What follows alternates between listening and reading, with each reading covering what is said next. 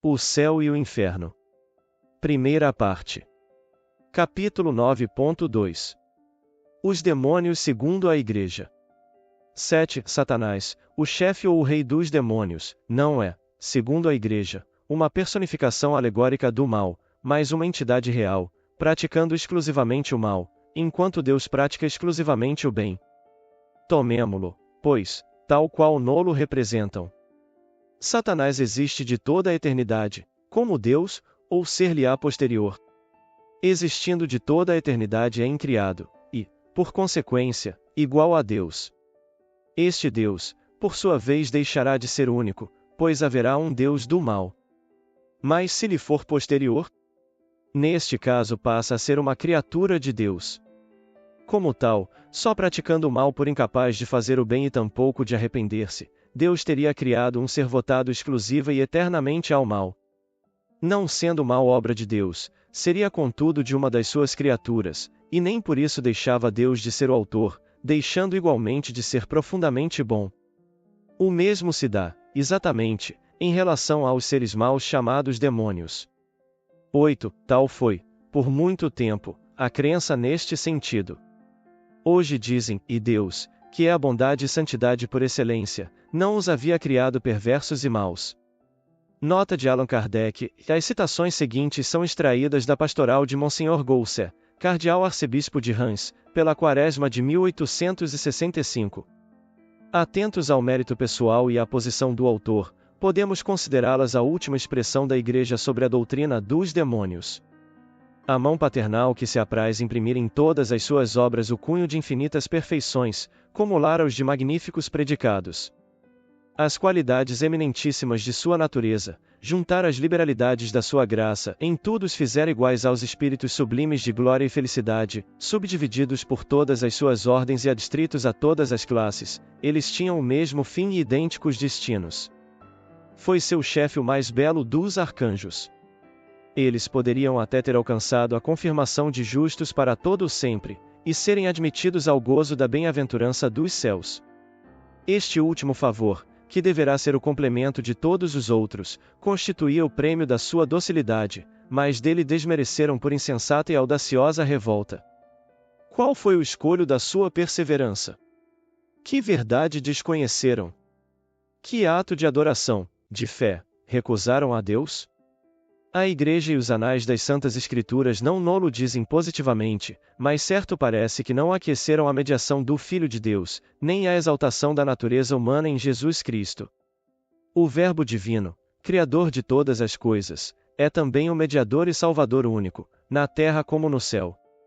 O fim sobrenatural não foi dado aos anjos e aos homens senão na previsão de sua encarnação e méritos, pois não há proporção alguma entre a obra dos espíritos eminentes e a recompensa, que é o próprio Deus. Nenhuma criatura poderia alcançar tal fim, sem esta maravilhosa e sublime intervenção da caridade. Ora, para preencher a distância infinita que separa a sua essência das suas obras, preciso fora reunir-se à sua pessoa os dois extremos, associando a divindade às naturezas ou do anjo, ou do homem, e preferiu então a natureza humana. Esse plano, concebido de toda a eternidade, foi manifestado aos anjos muito antes da sua execução, e o homem-Deus foi-lhes mostrado como aquele que deveria confirmá-los na graça e guiá-los à glória, sob a condição de o adorarem durante a missão terrestre, e para todo o sempre no céu. Revelação inesperada, arrebatadora visão para corações generosos e gratos, mas, mistério profundo, humilhante para espíritos soberbos. Esse fim sobrenatural, essa glória imensa que lhes propunham não seria unicamente a recompensa de seus méritos pessoais. Nunca poderiam atribuir a si próprios os títulos dessa glória. Um mediador entre Deus e eles. Que injúria à sua dignidade. E a preferência espontânea pela natureza humana. Que injustiça. Que afronta aos seus direitos. E chegarão eles a ver esta humanidade, que lhes é tão inferior, deificada pela união com o Verbo, sentada à mão direita de Deus em trono resplandecente? Consentirão enfim que ela ofereça a Deus, eternamente, a homenagem da sua adoração? Lúcifer e a terça parte dos anjos sucumbiram a tais pensamentos de inveja e de orgulho. São Miguel e com ele muitos exclamaram: quem é semelhante a Deus? Ele é o dono de seus dons, o soberano Senhor de todas as coisas. Glória a Deus e ao Cordeiro, que tem de ser imolado à salvação do mundo. O chefe dos rebeldes, porém, esquecido de que a Deus devia a sua nobreza e prerrogativas, raiando pela temeridade, disse: Sou eu quem ao céu subirá, fixarei residência acima dos astros, sentar-me-ei sobre o monte da aliança, nos flancos do Aquilão, dominarei as nuvens mais elevadas e serei semelhante ao Altíssimo. Os que de tais sentimentos partilharam, acolheram essas palavras com murmúrios de aprovação, e partidários houve em todas as hierarquias. A sua multidão, contudo, não os preserva do castigo. 9. Esta doutrina suscita várias objeções. 1. Se Satã e os demônios eram anjos, eles eram perfeitos, como, sendo perfeitos, puderam falir a ponto de desconhecer a autoridade desse Deus, em cuja presença se encontravam? Ainda se tivessem logrado uma tal eminência gradualmente, depois de haver percorrido a escala da perfeição, poderíamos conceber um triste retrocesso, não, porém, do modo por que nos apresentam, isto é, perfeitos de origem. A conclusão é esta: e Deus quis criar seres perfeitos, porquanto os favorecera com todos os dons, mas enganou-se, e logo, segundo a Igreja, Deus não é infalível. Nota de Allan Kardec, que esta doutrina monstruosa é corroborada por Moisés, quando diz, Gênesis 6, e 6 e 7 a ele se arrependeu de haver criado o homem na terra e, penetrado da mais íntima dor, disse, exterminarei a criação da face da terra, exterminarei tudo, desde o homem aos animais, desde os que rastejam sobre a terra até os pássaros do céu, porque me arrependo de os ter criado. Ora, um Deus que se arrepende do que fez não é perfeito nem infalível, portanto, não é Deus. E são estas as palavras que a Igreja proclama. Tampouco se percebe o que poderia haver de comum entre os animais e a perversidade dos homens, para que merecessem tal extermínio. 2. Pois que nem a Igreja e nem os sagrados anais explicam a causa da rebelião dos anjos para com Deus e apenas dão como problemática, quase certa, a relutância no reconhecimento da futura missão do Cristo. Que valor, perguntamos, que valor pode ter o quadro tão preciso e detalhado da cena então ocorrente? A que fonte recorreram, para inferir se de fato foram pronunciadas palavras tão claras e até simples colóquios? De duas uma, ou a cena é verdadeira ou não é. No primeiro caso, não havendo dúvida alguma, por que a Igreja não resolve a questão? Se a Igreja e a história se calam, se a coisa apenas parece certa, claro, não passa de hipótese, e a cena descritiva é mero fruto da imaginação. Nota de Allan Kardec, que encontra-se em Isaías 14 e 11 seguintes: Teu orgulho foi precipitado nos infernos, teu corpo morto baqueou por terra, tua cama verterá podridão, e vermes tua vestimenta. Como caíste do céu, Lúcifer, tu que parecias tão brilhante ao romper do dia? Como foste arrojado sobre a terra, tu que feres as nações com teus golpes, que dizias de coração, subirei aos céus, estabelecerei meu trono acima dos astros de Deus, sentar-me-ei acima das nuvens mais altas e serei igual ao Altíssimo. E todavia foste precipitado dessa glória no inferno, até o mais fundo dos abismos. Os que te virem, aproximando-se, encarar-te-ão, dizendo, será este o homem que turbou a terra, que aterrou seus reinos, que fez do mundo um deserto, que destruiu cidades e reteve acorrentados os que se lhe entregaram prisioneiros? Estas palavras do profeta não se referem à revolta dos anjos, são, sim, uma alusão ao orgulho e à queda do rei de Babilônia, que retinha os judeus em cativeiro, como atestam os últimos versículos. O rei de Babilônia é alegoricamente designado por Lúcifer, mas não se faz aí qualquer menção da cena descrita. Essas palavras são do rei que as tinha no coração e se colocava por orgulho acima de Deus, cujo povo escravizara. A profecia da libertação do povo judeu, da ruína de Babilônia e do destroço dos assírios, ademais, o assunto exclusivo desse capítulo. 3. As palavras atribuídas a Lúcifer revelam uma ignorância admirável num arcanjo que, por sua natureza e grau atingido, não deve participar, quanto à organização do universo, dos erros e dos prejuízos que os homens têm professado, até serem pela ciência esclarecidos. Como poderia, então, dizer que fixaria residência acima dos astros, dominando as mais elevadas nuvens? É sempre a velha crença da Terra como centro do universo, Do céu como que formado de nuvens estendendo-se às estrelas, e da limitada região destas, que a astronomia nos mostra disseminadas ao infinito no infinito espaço. Sabendo-se, como hoje se sabe, que as nuvens não se elevam a mais de 2 léguas da superfície terráquea, e falando-se em dominá-las por mais alto, referindo-se a montanhas, preciso fora que a observação partisse da terra, sendo ela, de fato, a morada dos anjos. Dado, porém, ser esta em região superior, inútil fora alçar-se acima das nuvens. Emprestar aos anjos uma linguagem tisnada de ignorância, é confessar que os homens contemporâneos são mais sábios que os anjos. A Igreja tem caminhado sempre erradamente, não levando em conta os progressos da ciência. 10. A resposta à primeira objeção acha-se na seguinte passagem: a Escritura e a tradição denominam céu o lugar no qual se haviam colocado os anjos, no momento da sua criação. Mas esse não era o céu dos céus, o céu da visão beatífica, onde Deus se mostra de face aos seus eleitos, que o contemplam claramente sem esforço, porque aí não há mais possibilidade nem perigo de pecado, a tentação e a dúvida são aí desconhecidas, a justiça, a paz e a alegria reinam imutáveis, a santidade e a glória imperecíveis.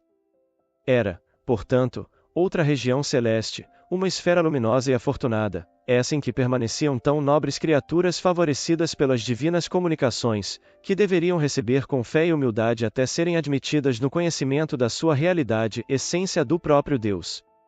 Do que precede se infere que os anjos decaídos pertenciam a uma categoria menos elevada e perfeita, não tendo atingido ainda o lugar supremo em que o erro é impossível. Pois seja, mas, então, há manifesta contradição nesta afirmativa, e Deus em tudo os tinha criado semelhantes aos espíritos sublimes que, subdivididos em todas as ordens e adstritos a todas as classes, tinham o mesmo fim e idênticos destinos, e que seu chefe era o mais belo dos arcanjos. Ora, em tudo semelhantes aos outros, não lhes seriam inferiores em natureza, idênticos em categorias, não podiam permanecer em um lugar especial. Intacta subsiste, portanto, a objeção. 11. E ainda há uma outra que é, certamente, a mais séria e a mais grave. Dizem, e este plano, a intervenção do Cristo, concebido desde toda a eternidade, foi manifestado aos anjos muito antes da sua execução. Deus sabia, portanto, e de toda a eternidade, que os anjos, tanto quanto os homens, teriam necessidade dessa intervenção. Ainda mais, o Deus onisciente sabia que alguns dentre esses anjos viriam a falir, arcando com a eterna condenação e arrastando a igual sorte uma parte da humanidade. E assim, de caso pensado, previamente condenava o gênero humano, a sua própria criação. Deste raciocínio não há fugir, porquanto de outro modo teríamos que admitir a inconsciência divina, apregoando a não presciência de Deus. Para nós é impossível identificar uma tal criação com a soberana bondade. Em ambos os casos vemos a negação de atributos, sem a plenitude absoluta dos quais Deus não seria Deus. 12. Admitindo a falibilidade dos anjos como a dos homens, a punição é consequência, justa e natural, da falta, mas se admitirmos concomitantemente a possibilidade do resgate, a regeneração, a graça, após o arrependimento e a expiação, tudo se esclarece e se conforma com a bondade de Deus. Ele sabia que errariam, que seriam punidos, mas sabia igualmente que tal castigo temporário seria um meio de lhes fazer compreender o erro, revertendo ao fim em benefício deles. Eis como se explicam as palavras do profeta Ezequiel: e Deus não quer a morte, porém a salvação do pecador. Nota de Allan Kardec, v de primeira parte, capítulo 6, item 25, citação de Ezequiel. A inutilidade do arrependimento e a impossibilidade de regeneração, isso sim, importaria na negação da divina bondade. Admitida tal hipótese, poder-se-ia mesmo dizer, rigorosa e exatamente, que estes anjos, desde a sua criação, visto Deus não poder ignorá-los, foram votados à perpetuidade do mal, e predestinados a demônios para arrastarem os homens ao mal. 13. Vejamos agora qual a sorte desses tais anjos e o que fazem, e mal apenas se manifestou a revolta na linguagem dos espíritos, isto é, no arrojo dos seus pensamentos, foram eles banidos da celestial mansão e precipitados no abismo.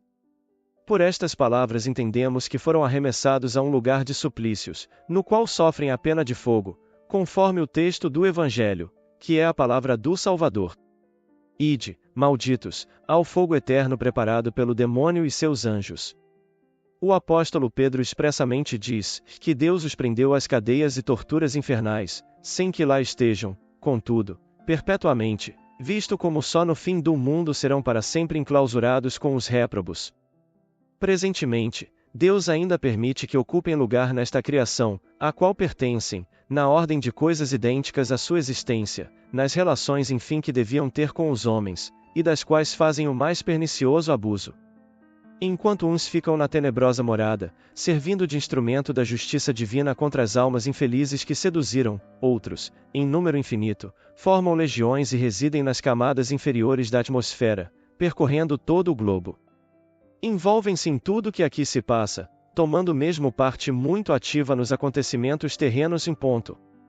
Quanto ao que diz respeito às palavras do Cristo sobre o suplício do fogo eterno, já nos explanamos no capítulo 4, o inferno. 14. Por esta doutrina, apenas uma parte dos demônios está no inferno, a outra vaga em liberdade, envolvendo-se em tudo que aqui se passa, dando-se ao prazer de praticar o mal e isso até o fim do mundo, cuja época indeterminada não chegará tão cedo, provavelmente. Mas por que uma tal distinção? Serão estes menos culpados? Certo que não, a menos que se não revezem. Como se pode inferir destas palavras, enquanto uns ficam na tenebrosa morada, servindo de instrumento da justiça divina contra as almas infelizes que seduziram. Suas ocupações consistem, pois, em martirizar as almas que seduziram.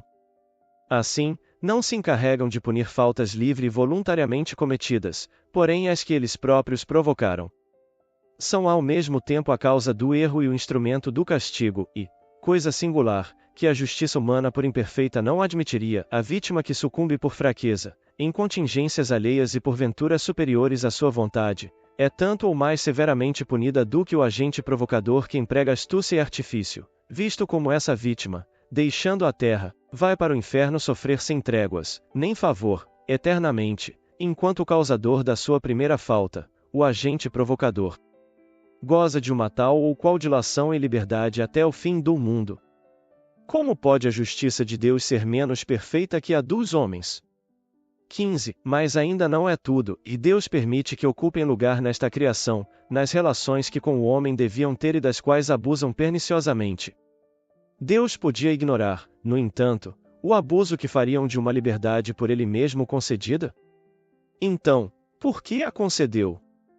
Mas nesse caso é com conhecimento de causa que Deus abandona suas criaturas à mercê delas mesmas, sabendo, pela sua onisciência, que vão sucumbir, tendo a sorte dos demônios. Não serão elas de si mesmas bastante fracas para falirem, sem a provocação de um inimigo tanto mais perigoso quanto invisível? Ainda se o castigo fora temporário e o culpado pudesse remir-se pela reparação. Mas não, e a condenação é irrevogável, eterna. Arrependimento, regeneração, lamentos, tudo supérfluo. Os demônios não passam portanto de agentes provocadores e de antemão destinados a recrutar almas para o inferno, isto com a permissão de Deus, que antevia, ao criar estas almas, a sorte que as aguardava. Que se diria na terra de um juiz que recorresse a tal expediente para abarrotar prisões?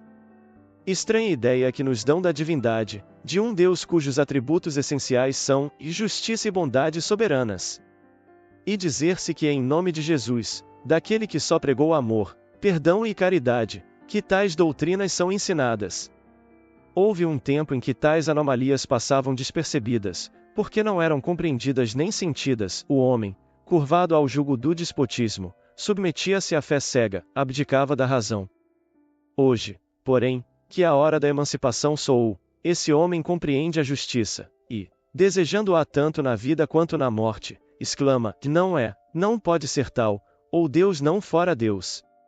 16. O castigo segue por toda a parte os seres decaídos, e o inferno está neles e com eles, nem paz nem repouso, transformadas em amargores as doçuras da esperança, que se lhes torna odiosa.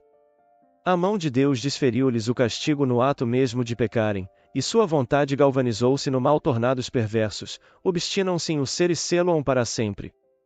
São, depois do pecado, o que é o homem depois da morte. A reabilitação dos que caíram torna-se também impossível, a sua perda é, desde então, irreparável, mantendo-se eles no seu orgulho perante Deus, no seu ódio contra o Cristo, na sua inveja contra a humanidade. Não tendo podido apropriar-se da glória celeste pelo desmesurado da sua ambição, esforçam-se por implantar seu império na terra, banindo dela o reino de Deus. O Verbo encarnado cumpriu, apesar disso, os seus desígnios para a salvação e glória da humanidade. Também por isso procuram por todos os meios promover a perda das almas pelo Cristo resgatadas, e o artifício e a importunação, a mentira e a sedução, tudo põem em jogo para arrastá-las ao mal e consumar-lhes a perda. E como são infatigáveis e poderosos, a vida do homem com inimigos tais não pode deixar de ser uma luta sem tréguas, do berço ao túmulo. Efetivamente esses inimigos são os mesmos que, depois de terem introduzido o mal no mundo, chegaram a cobri-lo com as espessas trevas do erro e do vício, os mesmos que, por longos séculos, se fizeram adorar como deuses e que reinaram em absoluto sobre os povos da antiguidade, os mesmos, enfim, que ainda hoje exercem tirânica influência nas regiões idólatras, fomentando a desordem e o escândalo até no seio das sociedades cristãs. Para compreender todos os recursos de que dispõe ao serviço da malvadez, basta notar que nada perderam das prodigiosas faculdades que são o apanágio da natureza angélica. Certo, o futuro e sobretudo a ordem natural têm mistérios que Deus se reservou e que eles não podem penetrar, mas a sua inteligência é bem superior à nossa, porque percebem de um jacto os efeitos nas causas e vice-versa. Esta percepção permite-lhes predizer acontecimentos futuros que escapam às nossas conjecturas. A distância e variedade dos lugares desaparecem ante a sua agilidade.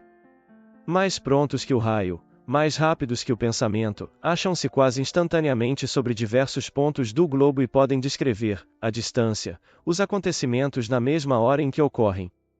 As leis pelas quais Deus rege o universo não lhes são acessíveis, razão por que não podem derrogá-las, e, por conseguinte, predizer ou operar verdadeiros milagres, possuem, no entanto, a arte de imitar e falsificar, dentro de certos limites, as divinas obras, sabem quais os fenômenos resultantes da combinação dos elementos, predizem com maior ou menor êxito os que sobrevêm naturalmente, assim como os que por si mesmos podem produzir.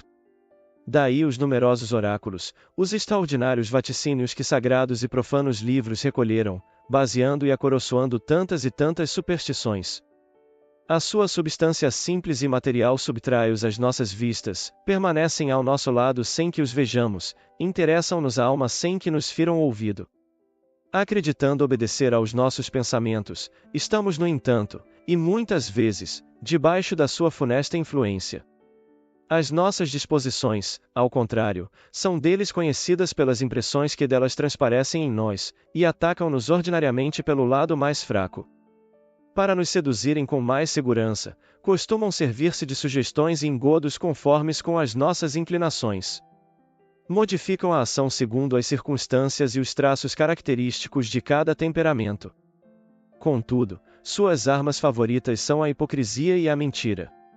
17. Afirmam que o castigo os segue por toda parte, que não sabem o que seja paz nem repouso. Esta asserção de modo algum destrói a observação que fizemos quanto ao privilégio dos que estão fora do inferno, e que reputamos tanto menos justificado por isso que podem fazer, e fazem, maior mal. É de crer que esses demônios extrainfernais não sejam tão felizes como os bons anjos, mas não se deverá ter em conta a sua relativa liberdade? Eles não possuirão a felicidade moral que a virtude defere, mas são incontestavelmente mais felizes que os seus comparsas do inferno em chamas. Depois, para o mal, sempre há um certo gozo na prática do mal, de mais a mais livremente. Perguntai ao criminoso o que prefere, se ficar na prisão, ou percorrer livremente os campos, agindo à vontade. Pois o caso é exatamente o mesmo. Afirmam, outrossim, que o remorso os persegue sem tréguas nem misericórdia, esquecidos de que o remorso é o precursor imediato do arrependimento, quando não é o próprio arrependimento.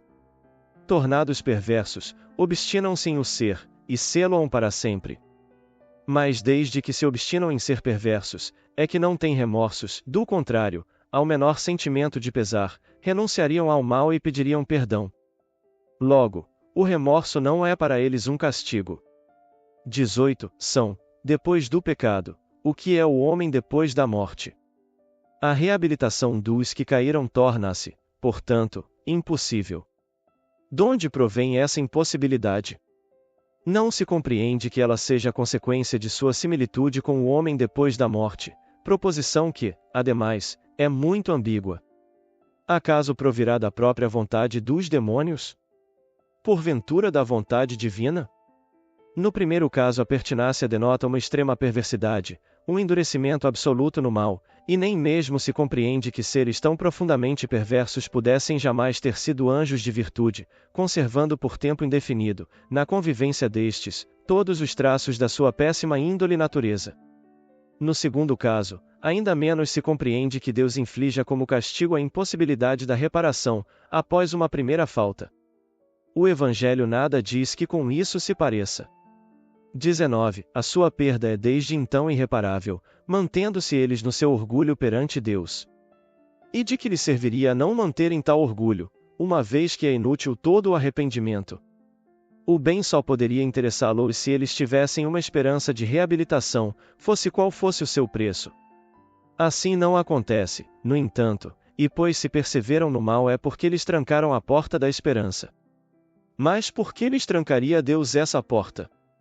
Para se vingar da ofensa decorrente da sua insubmissão. E, assim, para saciar o seu ressentimento contra alguns culpados, Deus prefere não somente vê-los sofrer, mas agravar o mal com mal maior e induzir à perdição eterna toda a humanidade, quando por um simples ato de clemência podia evitar tão grande desastre, aliás previsto de toda a eternidade. Trata-se, no caso vertente, de um ato de clemência, de uma graça pura e simples que pudesse transformar-se em estímulo do mal? Não, trata-se de um perdão condicional, subordinado a uma regeneração sincera e completa. Mas, em vez de uma palavra de esperança e misericórdia, é como se Deus dissera: pereça toda a raça humana antes que a minha vingança. E com semelhante doutrina ainda muita gente se admira de que haja incrédulos e ateus. E é assim que Jesus nos representa seu Pai? Ele que nos deu a lei expressa do esquecimento e do perdão das ofensas, que nos manda pagar o mal com o bem, que prescreve o amor dos nossos inimigos como a primeira das virtudes que nos conduzem ao céu, quereria desse modo que os homens fossem melhores, mais justos, mais indulgentes que o próprio Deus?